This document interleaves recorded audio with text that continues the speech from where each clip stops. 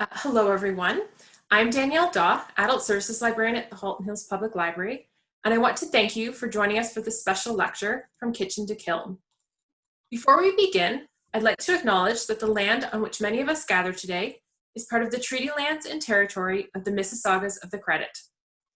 I also want to thank the Friends of the Halton Hills Public Library for their support of our One Book, One Halton Hills program. This lecture is part of this year's One Book series, and we hope that it expands your understanding of the themes and the characters in the novel. Today we welcome Dr. Rebecca Beausaert, Adjunct Professor in the Department of History at the University of Guelph. Her research touches on numerous aspects of history, including rural life, the role of women, and the history of food. This year's One Book title, Recipe for a Perfect Wife by Karma Brown, explored the central role that cooking played in the life of the suburban housewife. In today's lecture, Dr. Beausaert will shift our focus to the wives of Ontario's tobacco farmers. These women cooked not only for their families, but also for the farm's workers. As a result, their culinary labor played a key role in a successful tobacco harvest. Now, without further ado, here is Dr. Beausaert. Thank you so much, Danielle. Thank you so much for asking me to speak today. I'm really happy to be here. I'm very honored to speak about a topic that is very near and dear to my heart. My talk today is going to be about the phenomenon of harvest cooking that took place on tobacco farms in southwestern Ontario in the middle to later years of the 20th century. I am primarily going to focus on Norfolk County, as it was truly the heart of tobacco country. And much of what we know about the chore of harvest cooking comes from this region. For anyone unfamiliar, Norfolk County is located on the north shore of Lake Erie, this sort of shaded purple outlined area here, about an hour to an hour and a half or so southwest of the Greater Toronto Area.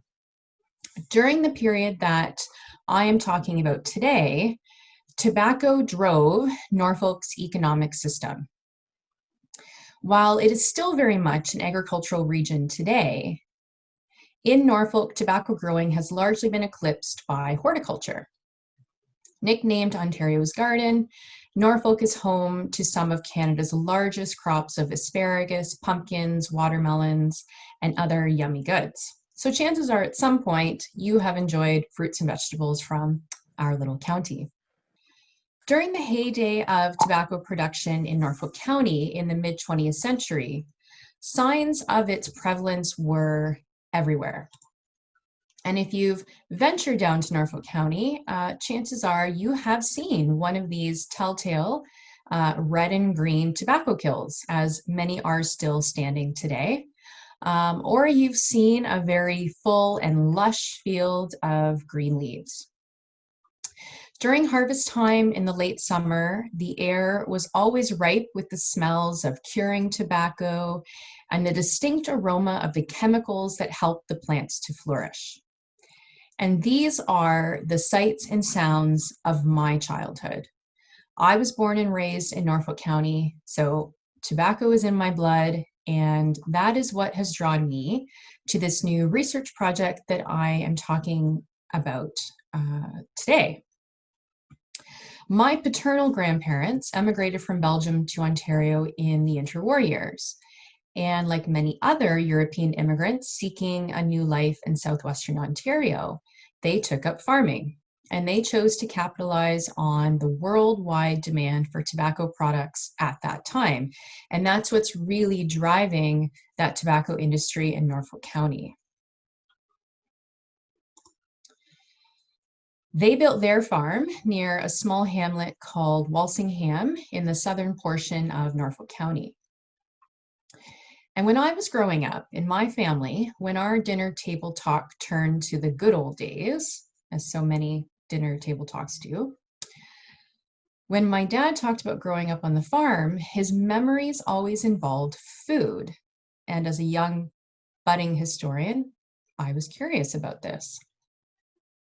On their tobacco farm, which was in operation as a tobacco farm for several decades, my grandmother and aunt spent considerable time in the kitchen preparing meals for the farm's workers and the family as well during harvest time, which lasted roughly from late July until mid-September.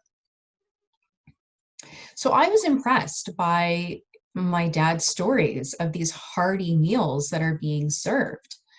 Before work began in the day, everyone gathered around the table for a breakfast of maybe eggs and bacon. And then after working for several hours, everyone gathered at noon for a brief pause, enjoyed a dinner of maybe pork chops and mashed potatoes.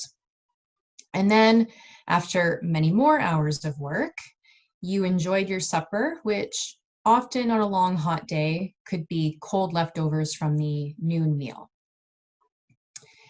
When I was a teenager, I took my turn working on a tobacco farm in the late 1990s and early 2000s to earn pocket money and then to cover my expenses for university. And at that point, this harvest meal tradition that my dad had told me about was long gone. By the 1980s and 1990s, this sort of hospitality was no longer expected of farmers' wives. By this point, the bunkhouses that workers lived in had been outfitted with kitchens, and more farmers' wives were seeking work off the farm, or they were needed to do other jobs on the farm. And that was my experience. I was not needed in the kitchen. I was needed to work as a laborer. So I found it really interesting listening to my dad's stories and then seeing the difference in my own experience. And my background as a historian of gender and of rural life and agriculture and food has prompted me to think about this and to consider women's roles on tobacco farms generally, but especially how prevalent and important this obligation was of farmers' wives to provide meals for the workers. And what I've learned is that indeed it was a very important, but often under-recognized and underappreciated aspect of tobacco farming. It's something that people don't really talk about. So today I want to look at the development of this tradition, the place of women on tobacco farms, and then take a peek inside their kitchens. Not only do we see that women's culinary efforts on tobacco farms were indispensable, but we also see what was considered good, hearty food at the time.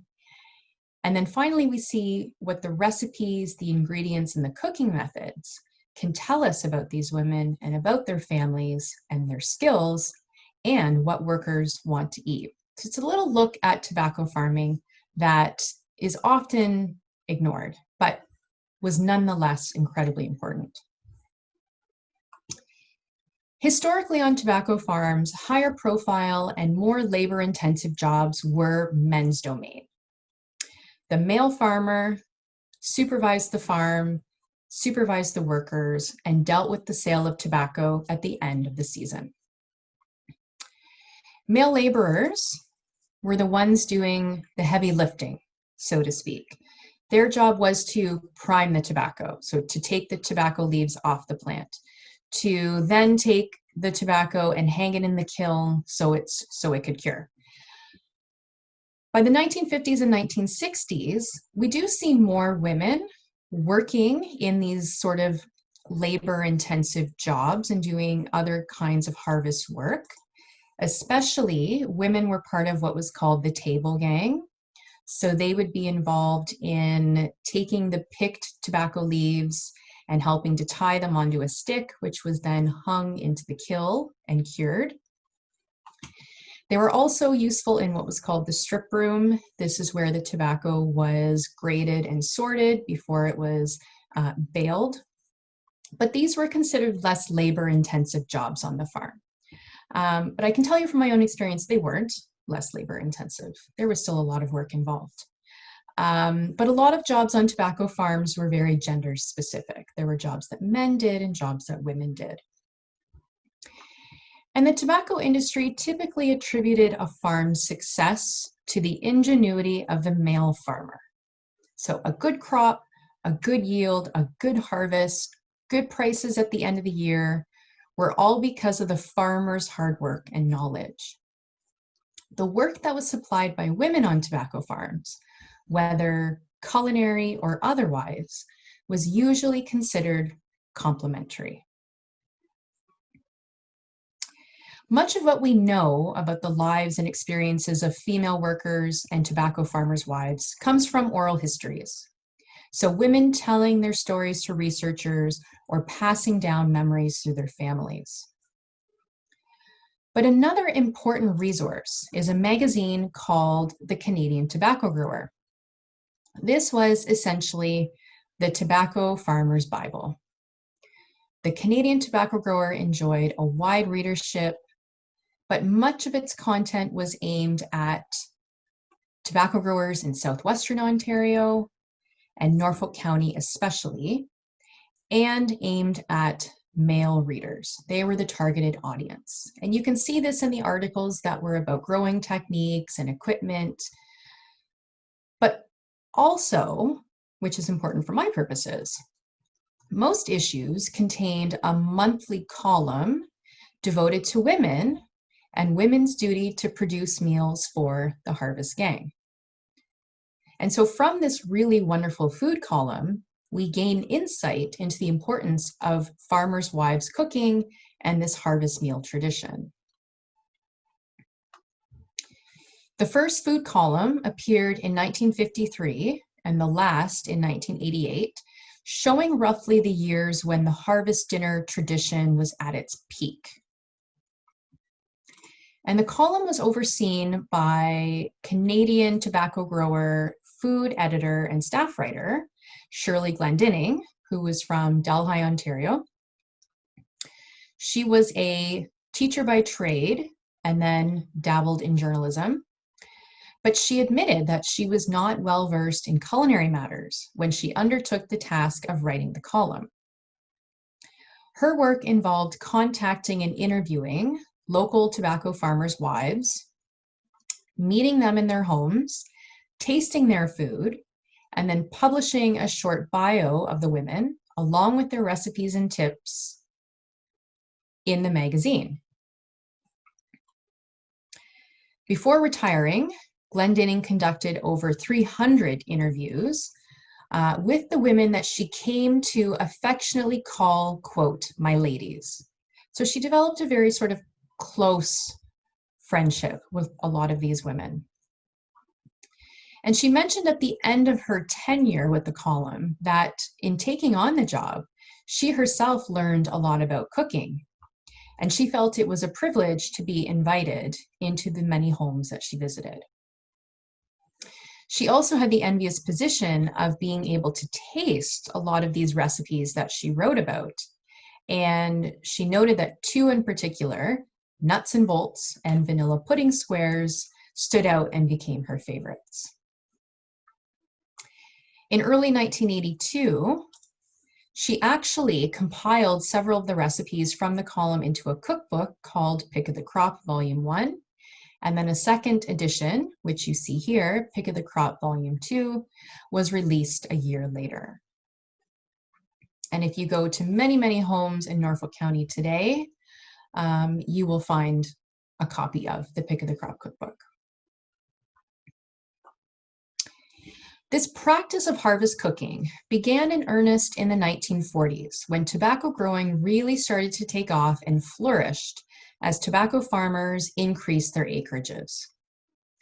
Between the 1950s and 1970s, harvest gangs on tobacco farms were comprised of local help, people from the local area, temporary workers who came from Quebec and the United States, and occasionally workers from Western Europe.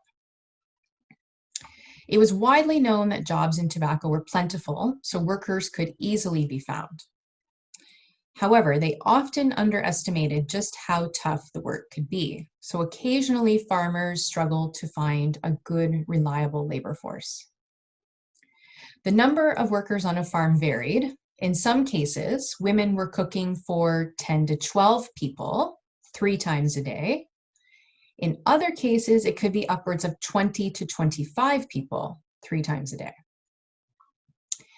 In her 1962 column in the June issue of the Canadian Tobacco Grower, Glendinning interviewed Mrs. Amanda Bobkowski, who was often cooking for upwards of 36 people during harvest time.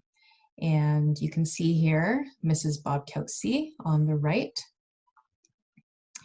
In her 1963 column in October, Glendinning noted, quote, "It seems to me there should be some kind of a medal to award harvest cooks of such long time standing, or a hall of fame.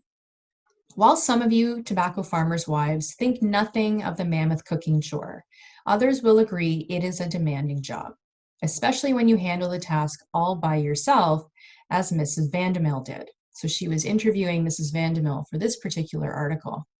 But it's interesting that she feels the need to call attention to the fact that it is, as she says, such a mammoth cooking chore. But a lot of women didn't think anything of it. And like Mrs. Vandemel, many women did do all of this work by themselves. It was not something that women often came together and did as friends or as neighbors, because often all the women on a street or on a road or in a family had their own harvest gangs to cook for.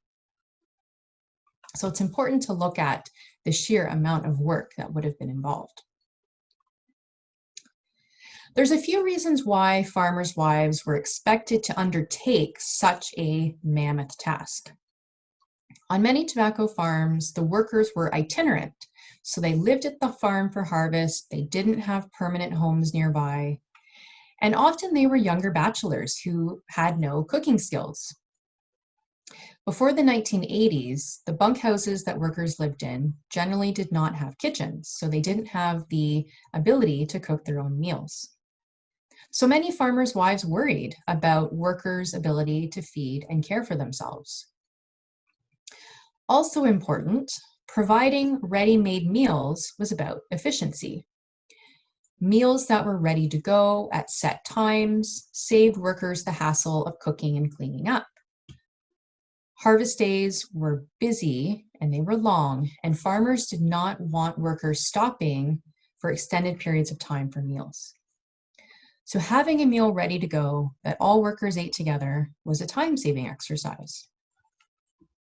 And lastly, many oral histories confirm that workers tended to gravitate towards the farms known to serve good, hearty food. Filling and tasty meals kept workers happy, and happy workers were thought to work better, work harder, and be on time more regularly. So in this way, women's culinary labor played a key role in the farm's success by ensuring that the labor force was happy, working at their maximum capacity, and willing to stick through harvest.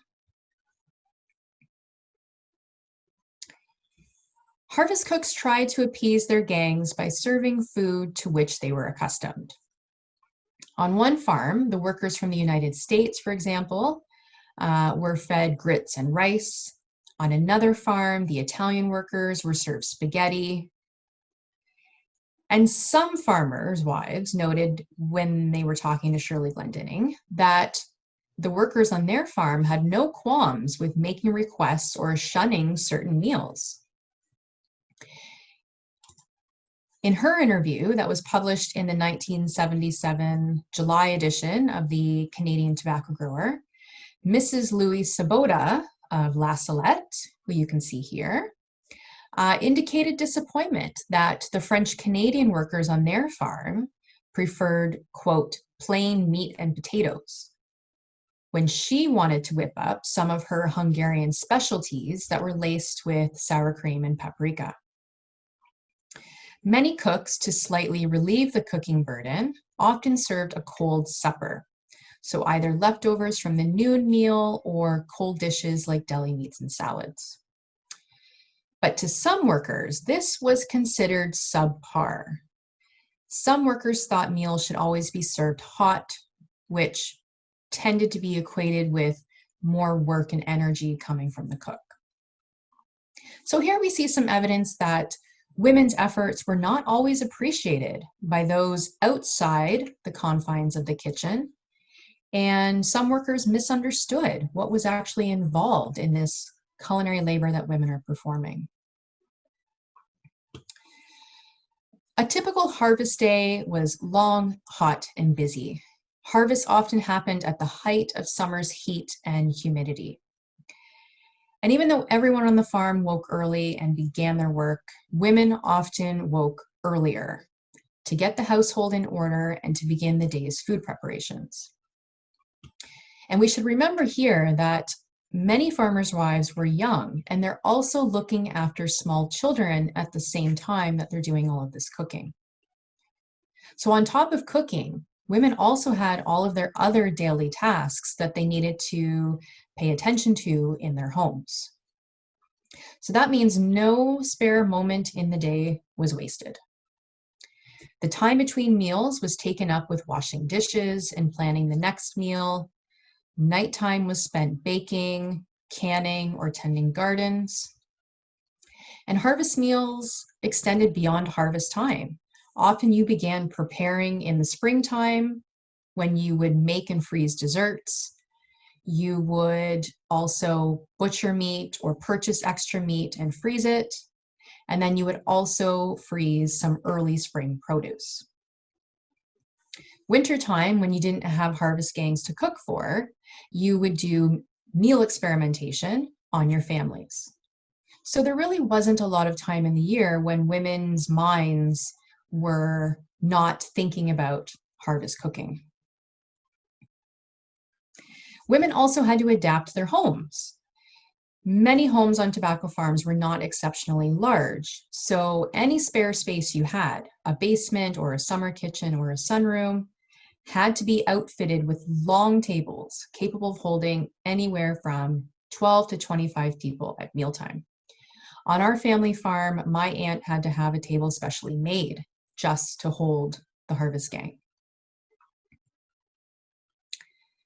Feeding a harvest gang involved several other supplementary tasks beyond cooking. You had to do meal planning, you had to shop, you had to budget, you had to set the table, you had to launder linens, you had to wash dishes. Every cook had her own method and her own schedule. Some cooked off the cuff with whatever was in the house, while others spent several weeks planning meals and rotated menus.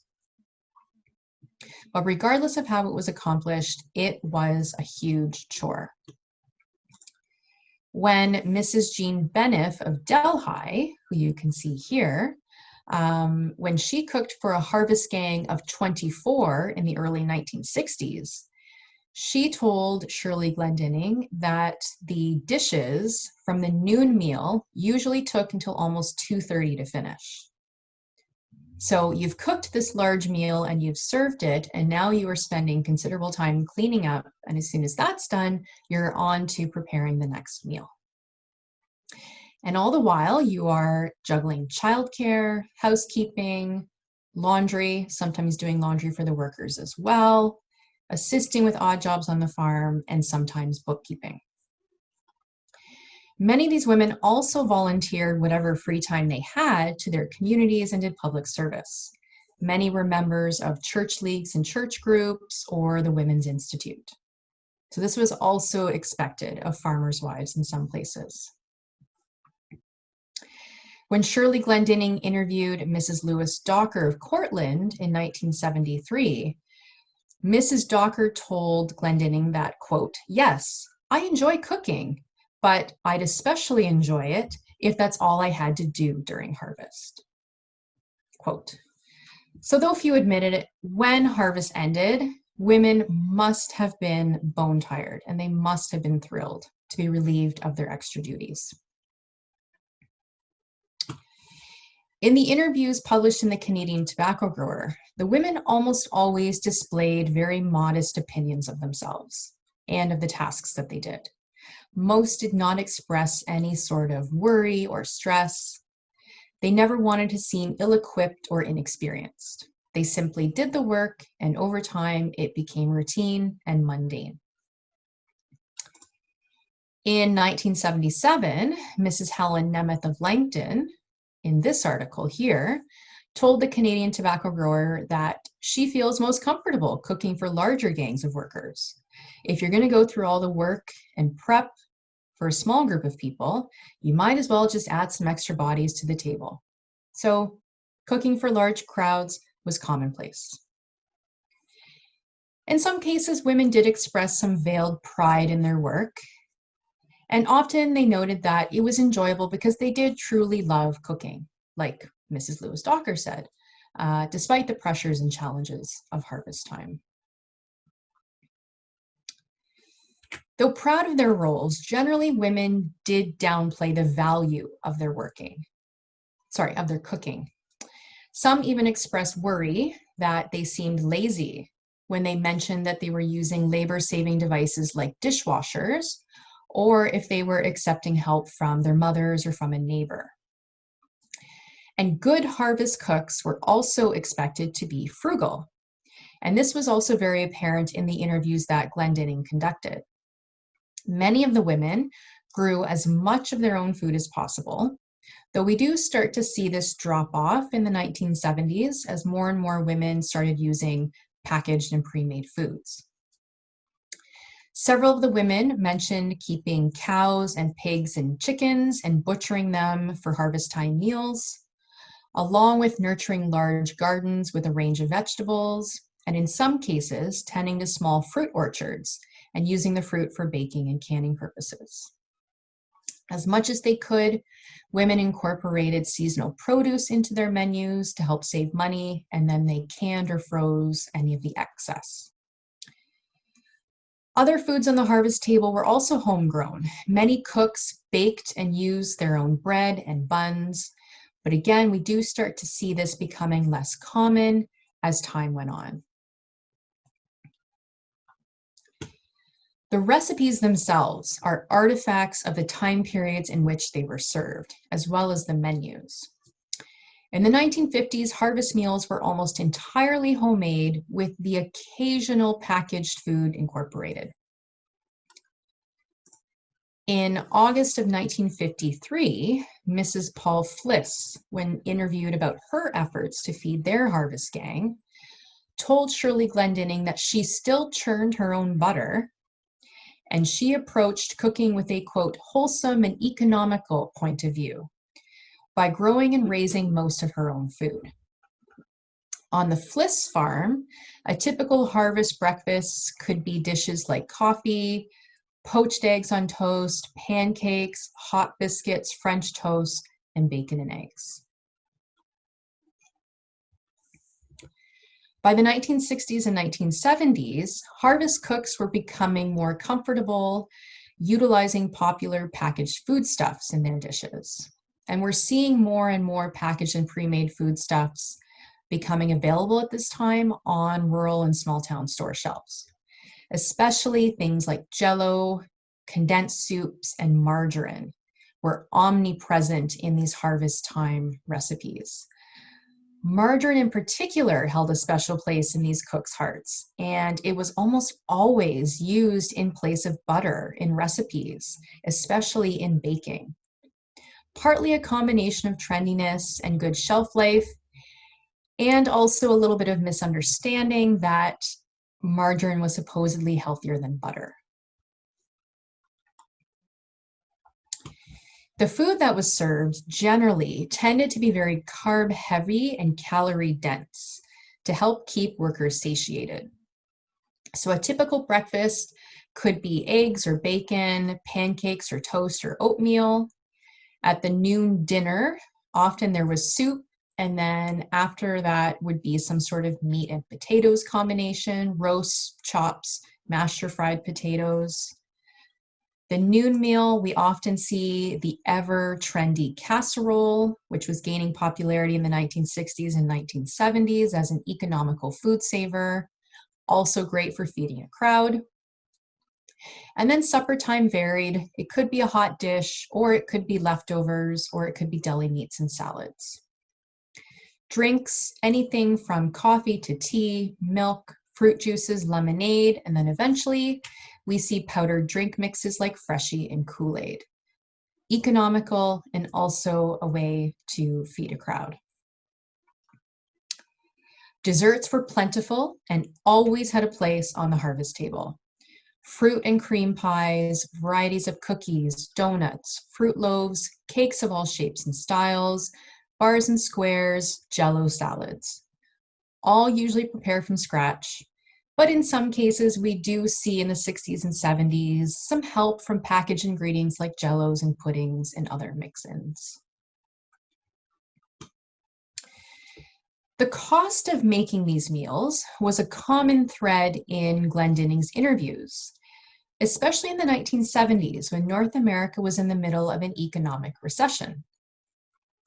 In the tips that harvest cooks offered to Glendinning, they mentioned that using cheaper cuts of beef like ground beef would be better, or saving more expensive meats like chicken for a treat on Sundays. So there was a lot of budget conscious talk happening.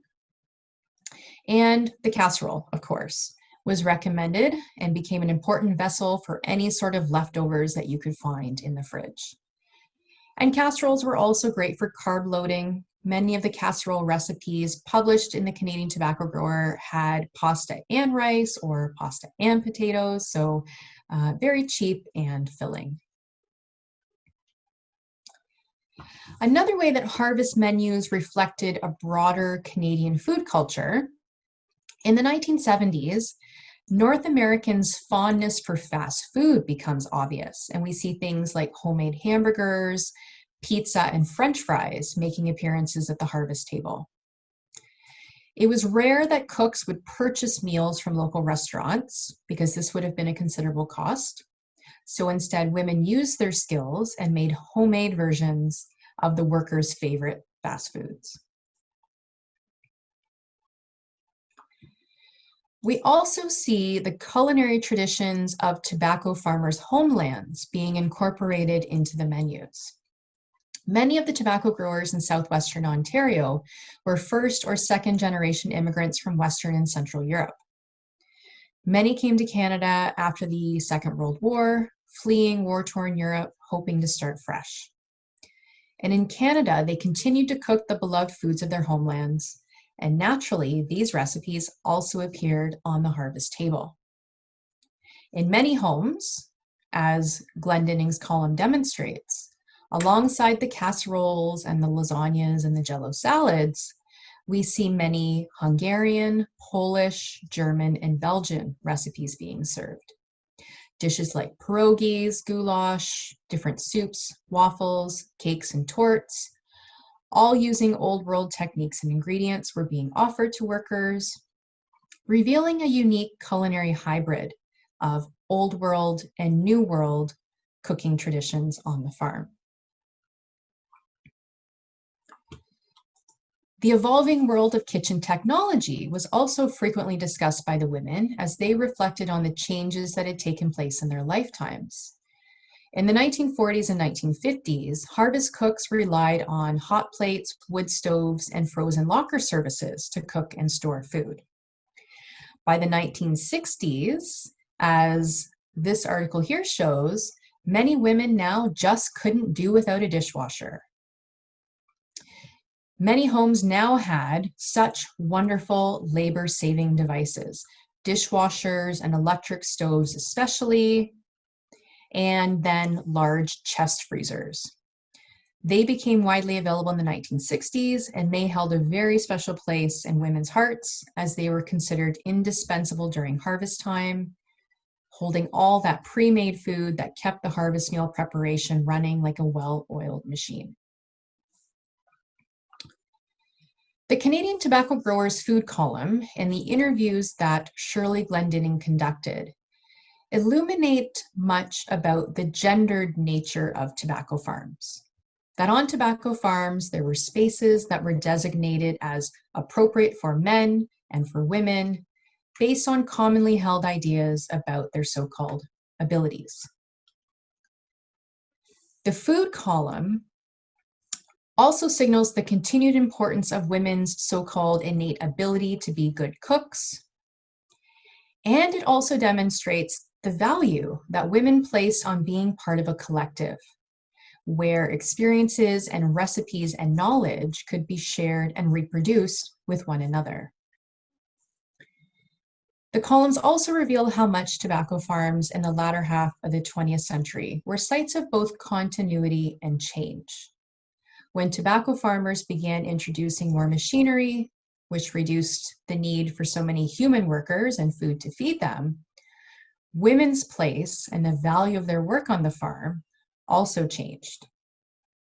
So by the 1980s and 1990s, as demonstrated in my own experience, women were not needed in the kitchen anymore, but we were still an important source of labor on the farm.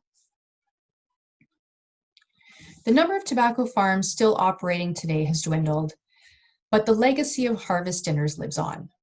Many of the women who came of age on these farms still make their mother's recipes, and they pull out the pick of the crop cookbook when they need a tried and true dessert. My hope going forward is to be able to conduct some of my own interviews, similar to what Shirley Glendinning did, with the women who are still with us and whose memories of the harvest meal tradition are still intact. These memories and women's words and women's voices need to be saved and archived because there is still much that we need to learn about the roles of women on tobacco farms, whether culinary or otherwise. And this is true about women in agriculture in the 20th century generally. Historically, the work that women did on farms was indispensable. It is undeniable that farms of all shapes and sizes could not operate without women's blood, sweat, and tears. And this fact is demonstrated in women's efforts on tobacco farms to keep workers happy, to keep them fed. And this was an important role that certainly contributed to a farm's economic success and deserves much more recognition than it has received. Thank you. All right. Thank you very much for that presentation. Thank you for having me. Okay, so we do have a couple questions here that have come in. The first one I wanted to start with was just for clarification, but how long did the harvest season last with the tobacco farms? Was it 2 months, 3 months? So harvest typically started in late July, and then it went full force until about the middle of September. This could be weather dependent because you generally want to try to get the tobacco off before you get that first hard frost. On some farms, depending on the type of kiln that you have and how you're curing your tobacco, sometimes harvest extended until maybe December, in the sense that you then have to go into the strip room and you have to sort and grade the tobacco. But in some farms, you could do this at the same time that you're picking tobacco between that late July and mid-September sort of period of time. All right. Thank you for clarifying. I was wondering when you kept referring to the season, how long exactly that was for some of these women. And we did have one question here. Did the farms that had to feed a large number of workers have cookhouses, or was the cooking all done inside the farmhouse kitchen? The cooking was all done in the farmhouse kitchen. Now, was that difficult for any of the women? Did they ever express that in any of their interviews, or was that just kind of considered the way things were? It was never mentioned. The women never seemed to show any sort of difficulty with completing the task. And a lot of them just said that they just stayed really organized and planned ahead, and that's what allowed them to get the job done. So again, when you think about how many people they're cooking for 3 times a day in one kitchen with one stove, it's kind of mind-boggling in a way. Yeah, and anyone who's been in an old house knows sometimes the kitchens weren't very big. Sometimes they were much more sizable, so that would be quite the task. Right, and we're also talking about the heat of summer. Your kitchen is going to be extremely hot. That stove is going to be on a good chunk of the day, so it must have been incredibly uncomfortable to be in that kitchen, in that house all day long. Yes, because you've referenced the dishwashers, but I'm sure air conditioning eventually became appreciated as well at Yes. the end. Now, were any of the farms, did they ever mention being intergenerational? I know you said some of the women felt that they were lazy if they relied on neighbors, but did they have maybe daughters around the age of 10 or so, or mothers-in-laws who would be helping them? In some cases, there was some help. So it could be mothers coming in, or it could be daughters helping. But again, a lot of the women talk about completing the task on their own. Children would be doing maybe other tasks on the farm, or they would just be allowed to be children. It seems like mostly women were completing this work on their own. Which again sounds like such a huge task, especially we've kind of come full circle. I know with COVID, everyone's rediscovering cooking. So yeah, in 50 years or so, we've really kind of come full circle. Mm-hmm. Now, did the magazines ever mention that they tried to improve on the recipes, or was this purely just the women would submit something and it just kind of went to print? There's no talk about the recipes being improved. I think probably because the person who submitted it would see that as a bit of a slight against their cooking and their abilities. There was just sort of acceptance. So I don't see a lot of criticism about any of the recipes, even though when you look at some of them, you say, I'm not sure that would taste very good. But again, that's my sort of contemporary evaluation. It was generally just, these are the recipes that I serve. These are some of the favorites on the farm. I'm going to share them with you, and maybe it will make your load a little lighter, or it's just another recipe to add to your recipe box. Yeah, and I'm sure that's how they discovered a lot of recipes, because the next question that came in was asking, how did they learn to cook for these different cultural groups? So you mentioned the woman who was Hungarian. They didn't necessarily like the food she knew how to prepare. So besides these magazines, was there any other resource for her to go out and learn that type of cooking? I'm not sure. I think this would have been something that women would have consulted each other about. Um, a woman who's from Hungary and, for instance, is being asked to cook for workers from the South, she's probably never had grits in her life. So you would be consulting a friend, or you would be consulting a cookbook and just hoping for the best. Yeah, I guess that's where the community connections come in then. And they would be very important for learning the different styles. Well, part of their time at night, the little free time that they had when they're joining the Women's Institute and the Catholic Women's League and things like that, women are gathering together and talking, and a lot of them have the same life. They're spending their days cooking for the harvest gang, and at night when you're getting together for these clubs and these groups, that's when you can sort of commiserate and talk to one another and then share a little bit of info back and forth. Mm-hmm. Yeah, it would be an important social connection. Um, Now, one of the questions that's come in has said, do you have a favorite recipe from the Pick of the Crop cookbook, or even from your own family recipes? Is there anything that stood out? Oh my gosh, do I have a favorite recipe? My mom makes some of my grandma's recipes and then makes some other recipes that were shared in the community. It's probably in Pick of the Crop. I'm pretty sure it's in the Canadian Tobacco Grower. It's a Belgian cookie called Lutken. It's very similar to an Italian pizzelli. It's a waffle cookie. But in our family, we make them with whiskey, which I don't know if that's common. So it's extra delicious. Maybe that was what was in the kitchen. Maybe that's what you need to get you through the day. I don't know. And another question that's come in, would the women and children on the farm be part of the harvest table during meal times, or did they have to eat afterwards or in a separate location? Generally, you want to have the workers fed first so that they can get back to work.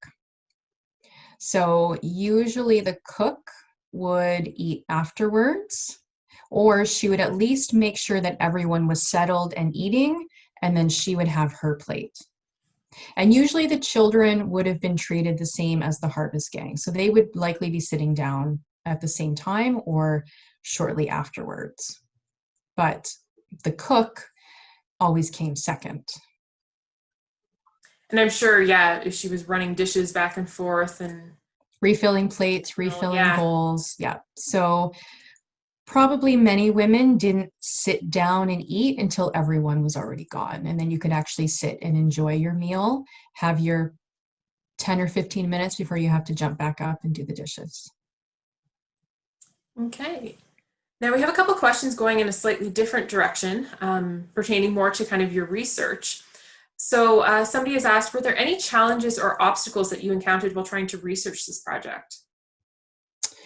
COVID has been a big obstacle. I'm lucky that a lot of these magazines, I got them out of the library at the University of Guelph before the library closed, which it's now reopened with certain restrictions in place.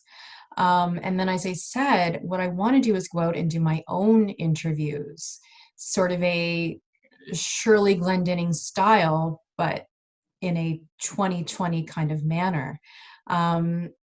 And I'm sure I could do this over the phone, but I would rather meet with these women in person. So hopefully I can do that once COVID is past us and everything is a bit safer. Now, I'm sure the interviews will provide you with lots of answers in the future to this next question, but somebody said, what is the most surprising thing you've learned so far? The most surprising thing I've learned so far, I think the fact that they didn't have any help, that this was a task that most women completed on their own. Like I think today, with all of our modern conveniences, when it comes to hosting large dinners, family gatherings, whatnot, whoever's hosting, you almost always have help or support in some way. And again, we benefit from so many conveniences to help us complete our work. In the 50s, 60s, and 70s, the amount of time and effort required to put these meals together would have been so much more. And women just did it. It was just expected of them. That was their role. And they expressed joy in it. I don't know if maybe they were telling the whole truth when they said how joyful it was, but I do believe that they actually liked having that role and felt pride in that. And obviously some of them took a very practical approach to it. Like the woman you mentioned, you said, well, if I'm going to cook for, 20, I might as well cook for 30, all the work. So. Well, some of these women also have large families. So cooking for a larger group just comes naturally to them. Yes, that's true as well. You're right. Our family sizes have definitely shrunk since the 1950s. Mm-hmm. And then just as a final question that's come in here. So you've mentioned you're going to keep working on this project, doing some interviews and stuff. But once you're past that stage, is there any other food-related history project that you're interested in working on? Oh, there's lots that I would like to do. I've done a little bit of work on the role of social dining in small town and rural Ontario in the late 19th and early 20th centuries. I've done a little bit of work and I'd like to pursue that because I think there's a common misconception that people in rural areas and small towns don't have as much fun or don't know how to have as much fun as people living in larger cities and urban centers. But in the late 19th and early 20th century, they loved having dinner parties, they loved entertaining, and they loved doing lots of fun stuff when they were eating. So I'd like to pursue that a little bit more and do some more research about that. And I've also done some work on the First World War in rural and small town Ontario, looking at the role of farmers and farms in supplying food for the war effort. So that's another project I would like to pursue. So there's lots. When it comes to food history, there's so many untapped resources and so much more that we need to know. And especially from that rural and small town perspective. And I'm sure someday there'll be a food historian studying what's going on right now. Absolutely. Yes, We're living history. we are living in a really, really fascinating time. Yes, this will be a history course at some point in the future. And a lot of historians are talking about the parallels that we're seeing right now and with history. I did a little bit of work a few months ago um, looking at the advice we were given when COVID began, and it's very similar to advice that was given to Canadians during the First World War about food conservation and preservation and don't hoard and things like that. So lots of parallels that can be made, and using history to look at the present and how the present will eventually become history. All right, well, it looks like that's all the questions for today. So thank you again very much for joining us. And I'm sure everyone who's going to be joining us later on YouTube will appreciate the presentation as well. Thank you so much for having me. Yeah, it's been great. And good luck with all your future research. Thank you so much.